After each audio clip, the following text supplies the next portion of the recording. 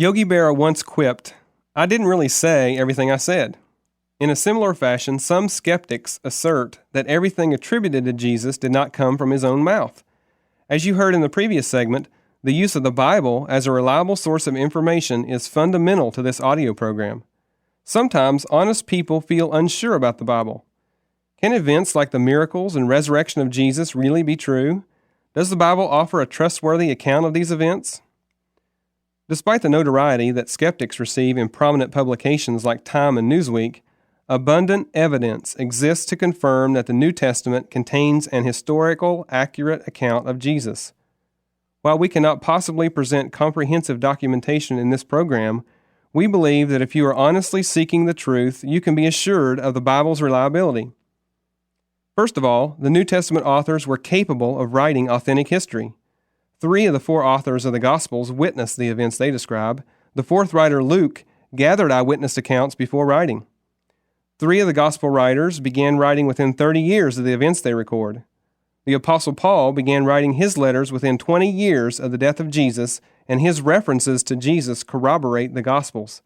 In a court of law, their independent, consistent testimony would be proof beyond a reasonable doubt. Besides, there were many living who could easily have refuted fictitious claims in the Bible. Second, the New Testament exhibits all the qualities of a genuine account of the life of Jesus and none of the qualities of a forgery designed to help solve the problems of a fledgling religious movement.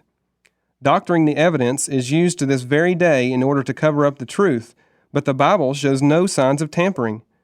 Troublesome issues for the early church were not solved by putting words in Jesus' mouth, nor were sayings that later aided the enemies of Christianity edited out. The writers chronicled events uncolored by later theological controversies. Third, mountains of evidence from non-Christian sources verify the truth of the Gospels. Jewish and Roman historians testify that Jesus died at the hands of Pilate because he had angered Jewish leaders. Archaeology continuously confirms the minutest details in the Gospel accounts, such as the method of crucifixion, the existence of obscure places, and the names of minor figures. No person from antiquity is better attested in history than Jesus, not Socrates, not Confucius.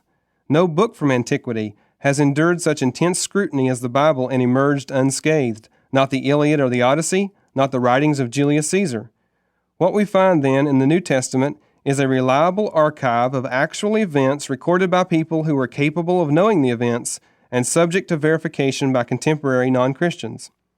The next segment of this program presents the death of Jesus from the pages of Scripture. Because the Bible is a credible witness, we can trust its portrayal of Jesus' death and the significance attached to his death. Jesus was tried as a criminal by the Roman government, as history records, but the Bible tells us that his crucifixion was not an unfortunate, unplanned end to the ministry of a great man. In this segment, we consider these questions. Why was Jesus' death a necessary part of God's plan? What spiritual meaning does it have for me and you today? Couldn't there have been some other way? We will see that a grand picture of sacrifice emerges when we survey the wondrous cross.